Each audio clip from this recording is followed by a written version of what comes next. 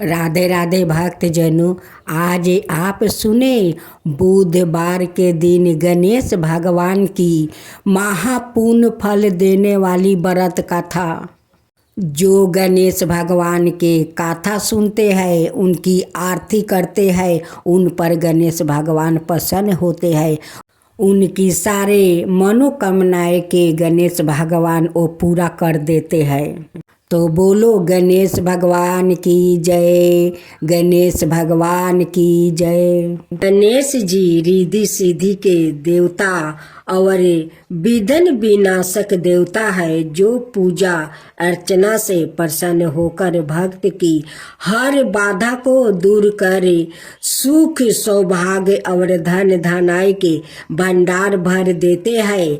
उनकी दयाशीलता और दानशीलता को लेकर काफी कथाएं भी प्रचलित है, जिनमें एक बुढ़िया से खीर खाने की लोक कथा काफी प्रसिद्ध है। गणेश जी और खीर की कहानी। एक बार गणेश जी ने पृथ्वी के मनुष्यों को परीक्षा लेने का विचार किया। वो अपना रूप बदल कर पृथ्वी पर भ्रमण करने लगे।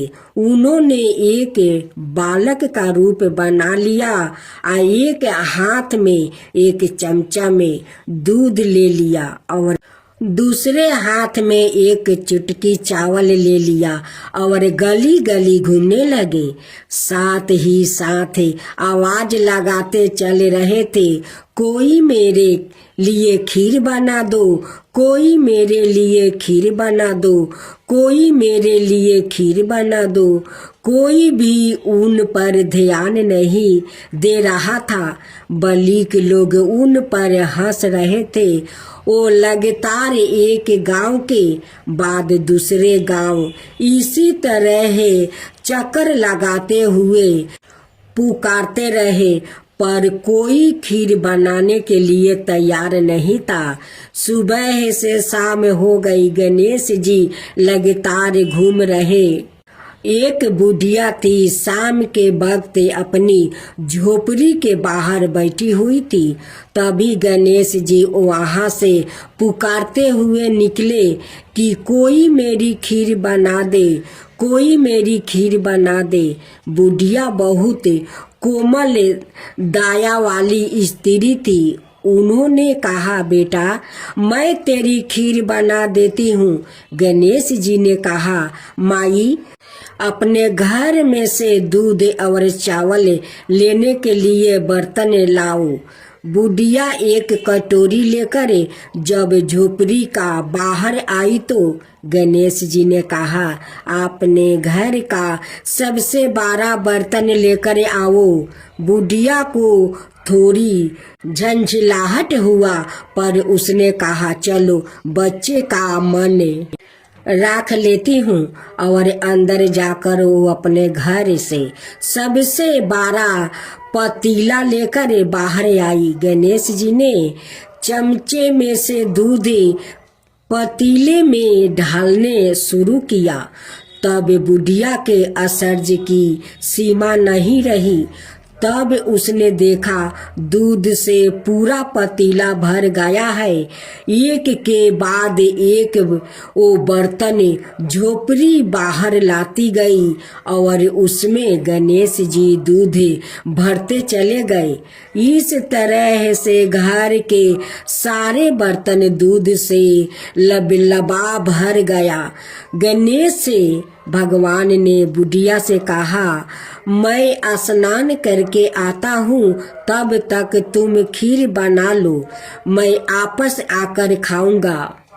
बुढ़िया ने पूछा, मैं इतनी सारी खीर का क्या करूँ? इस पर गणपति जी बोले, सारे गांव को दावत दे दो। बुढ़िया ने बड़े प्यार से मन लगाकर खीर बनाई। खीर की भीनी भीनी मीठी मीठी खुशबू चारों दिशाओं में फैल गई।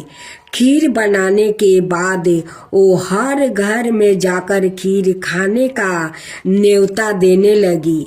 लोग उस पर हंस रहे थे। बुढ़िया के घर में खाने को दाना नहीं है और यह सारे गांव को खीर खाने की दावत दे रही है। लोगों को कुतूहल हुआ और खीर की खुशबू से लोग खींचे चले आए। लो सारा गांव बुढ़िया के घर में इकट्ठा हो गया। जब बुढ़िया की बहू को दावत की पाता मालूम हुई तब वो सबसे पहले वहां पहुंच गई।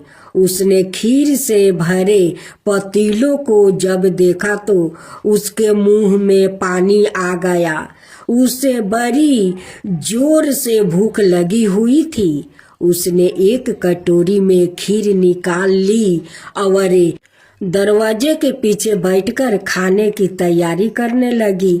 इसी बीच एक छींटा गिर गया और गणपति जी को भोग लग गया और वो प्रसन्न हो गए। अब पूरे गांव को खाने की दावत देकर बुढ़िया वापस अपने घर आई तो उसने देखा बालक वापस आ गया था।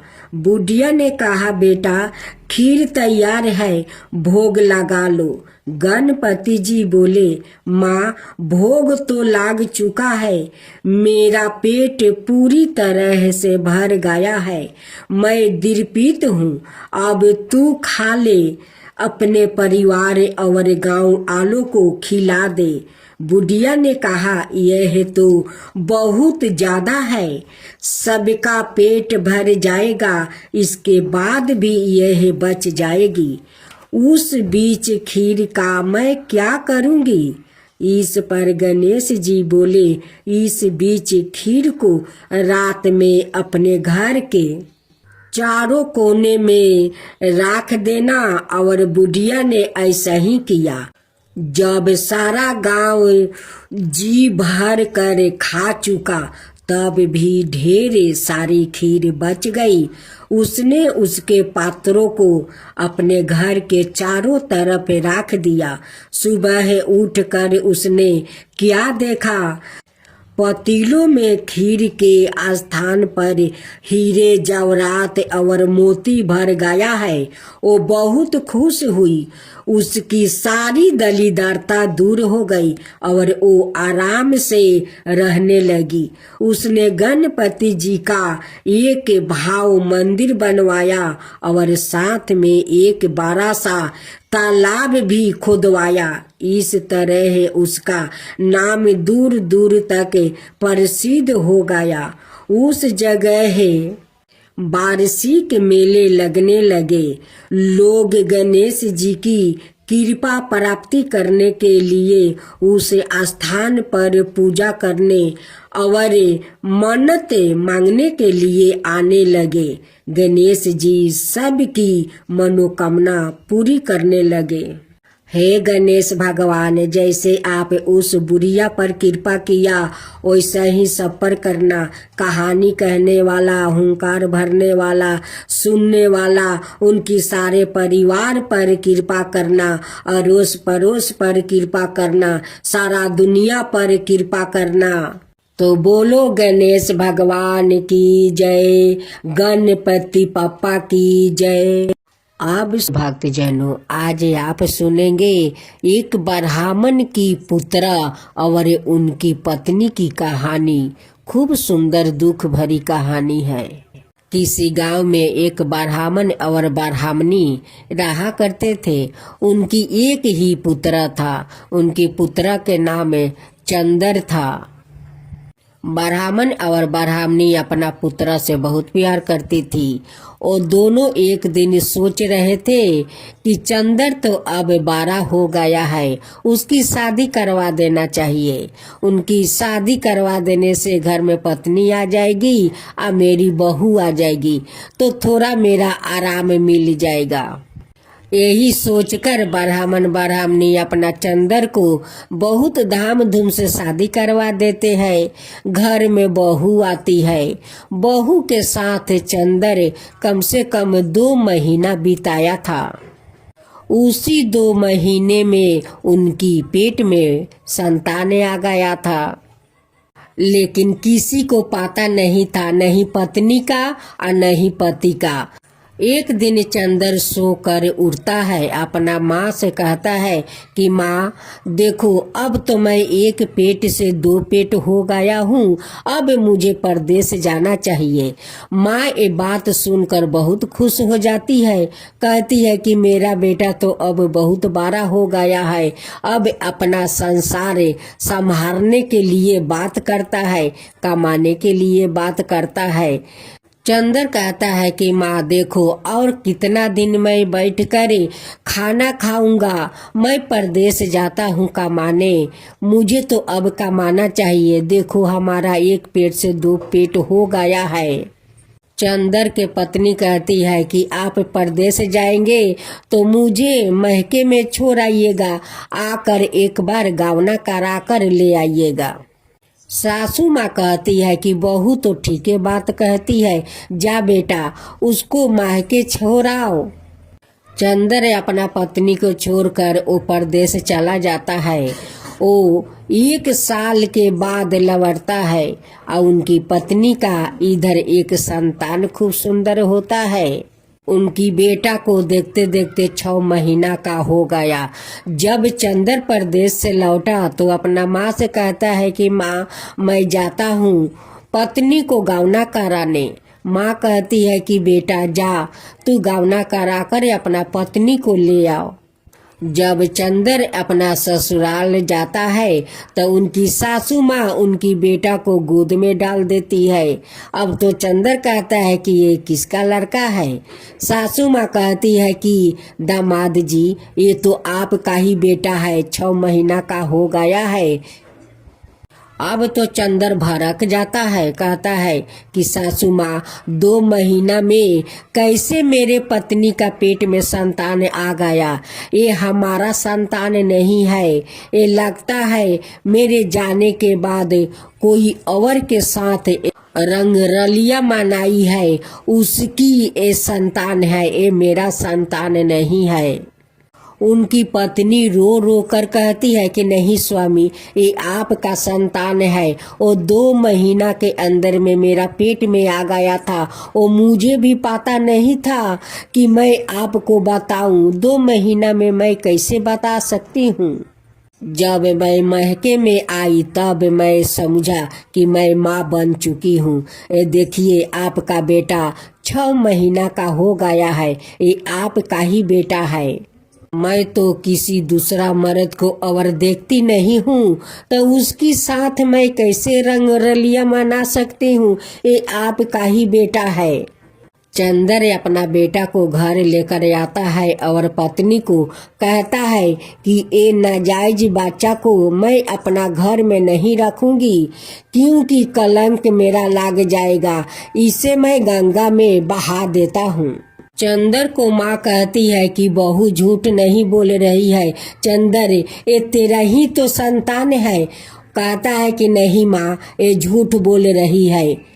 चंदन उस बच्चा को हाथ में टांग लेता है और गंगा बहाने के लिए चल देते हैं। आगे आगे चंदन जाता है या पीछे से उनकी पत्नी रोते हुए जाती है, कहती है कि स्वामी ये आपका ही बच्चा है, ये दूसरा कोई और का नहीं है, ये आपका ही संतान है, इसे गंगा में मत बहाइए स्वामी, गंगा में मत बहाइए। उसी रास्ते से विनायक गणेश जी अपना लव और शुभ के साथ वो कहीं जा रहे थे। वो देखते हैं कि उस औरत बिलख बिलख कर रो रही है और इस आदमी तो बच्चा को गंगा में फेंकने के लिए जा रहा है। गणेश जी कहते हैं, ठहर मूर्ख, तेरी पत्नी रो रो कर कह रही है कि ये आपका ही संतान है, फिर भी तेरा अपना पत्नी पर विश्वास नहीं है। चंदर कहते हैं कि नहीं भगवान, ये मेरा संतान हो नहीं सकता है, मैं तो शादी करके परदेश चला गया तो मेरा संतान कैसे होगा। मैं घर पर रहता तभी तो संतान होगा। विनायक गणेश भगवान कहते हैं कि नहीं रे मूर्ख, एक दिन में संतान आ जाता है और वो तो 2 महीना तू अपना पत्नी के साथ बिताया है। चंदन तो अब गणेश भगवान को बात नहीं सुन रहे हैं। वो चलने लगा। गणेश भगवान उसे अभिशाप देते हैं कि अगर बच्चा को गंगा फेंकने जाता है तो तू यही पर फेंकने से पहले तू सील बन जा। अब तो चंदन वही पर सील बनकर खड़ा रहा। उनकी पत्नी कहती है कि प्रभु, मेरे पति कितना दिन तक सील बनकर रहेगा। ये जैसा भी है ये मेरा पति है प्रभु, इसे सील से मनुष्य बना दीजिए। गणेश जी कहते हैं कि मैं शराप दे दिया है, शराप आपस नहीं लिया जाता है। 1 साल के बाद जब कोई भगवान इस जंगल से गुजरेंगे और वो इसे लात मारेंगे तभी अपना ए रूप में आएगा। कह कर गणेश भगवान चले गए। चंदर के पत्नी अपना बेटा को लेकर घर आ गई। चंदर के पत्नी मिलने के लिए रोज उस जंगल में जाती है और उस पत्थर से मिलती है। जब बहू घर आती है तो सासू माँ पूछती है कि चंदर कहाँ है। कहती है कि वो तो सील बन गया है। रास्ते में गणेश भगवान भेटाए थे। वो बहुत समझाए लेकिन आपका बेटा नहीं समझे। वो जिद करके मेरे बेटे को गंगा फेंकने जा रहा था। गणेश भगवान का गुस्सा आ गया और उन्हें शराप दे दिया कि तू 1 साल तक सील बनकर यहीं पर खड़ा रहेगा। जब कोई 1 साल के बाद भगवान आएंगे और तुझे लात मारेंगे तभी तू सील से मुक्ति होगा और तू मनुष्य बन जाएगा। चंदर का पत्नी 1 साल तक उस जंगल में उसे अपना सील पति से रोज मिलने जाती थी। उनकी मन नहीं मानता था। उनका मन में तो कोई छल कपट नहीं था और नहीं किसी मर्द के ऊपर वो देखती थी। लेकिन चंदर को तो अपना क्रोध के कारण सील बनना पड़ा। एक दिन उसी रास्ता से गणेश अपना दोनों पत्नी के साथ गंगा या स्नान करने जा रहे थे। रिद्धि सिद्धि का उस सील पर नजर पड़ा। वो कहने लगी कि स्वामी देखिए ये सील कितना सुंदर है, आदमी के जैसा है। गणेश जी कहते हैं कि ये कोई कारण के लिए ये सील बना है, लगता है कोई पाप किया है, उसी के कारण ये सील बना है। चंदर तो विनायक जी के शराप के कारण वो सील बना हुआ था।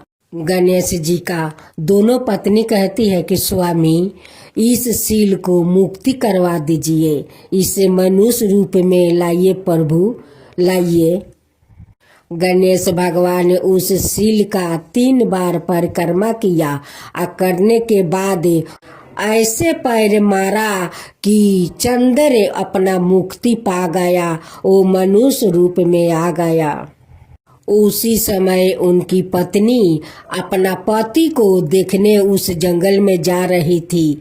वो जाते जाते देखती है कि वहाँ पर तो गणेश भगवान अपना दोनों पत्नी के साथ है और गणेश भगवान तो मेरे पति को मुक्ति दिला दिया। विनायक जी सील बनाए और गणेश भगवान मुक्ति दिलाए। चंदर और चंदर का पत्नी दोनों गणेश भगवान का पैर पकड़ लेते हैं।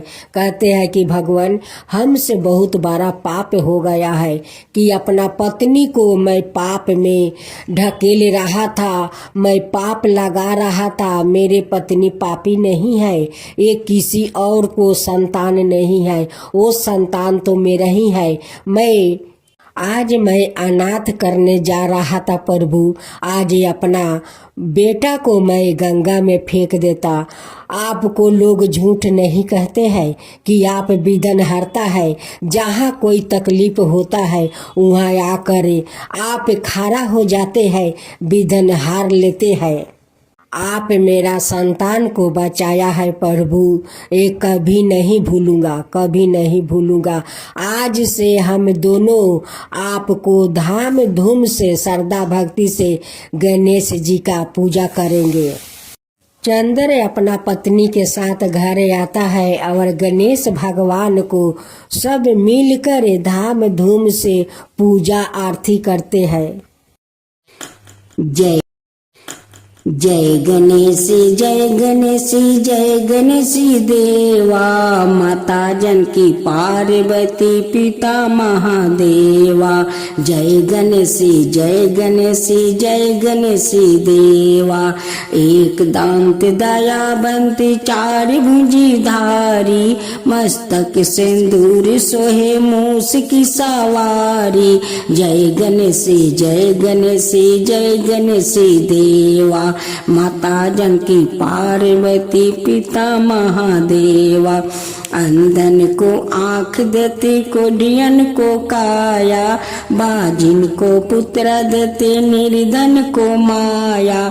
जय गणेश जय गणेश जय गणेश देवा, माता जानकी पार्वती पिता महादेवा। हार चढ़े फूल चढ़े और चढ़े मेवा, लड्डुअन का भोग लगे संत करे सेवा। जय गणेश जय गणेश जय गणेश देवा, दीनन की लाज रखो सुबह सुतिवारी, कमना का पूरा करो जग बलिहारी। जय गणेश जय गणेश जय गणेश देवा, सूर्य सायं शरण आए सफल की जो सेवा। जय गणेश जय गणेश जय गणेश देवा, माता जानकी पार्वती पिता महादेवा। जय गणेश जय गणेश जय गणेश देवा, माता जानकी पार्वती पिता महादेवा।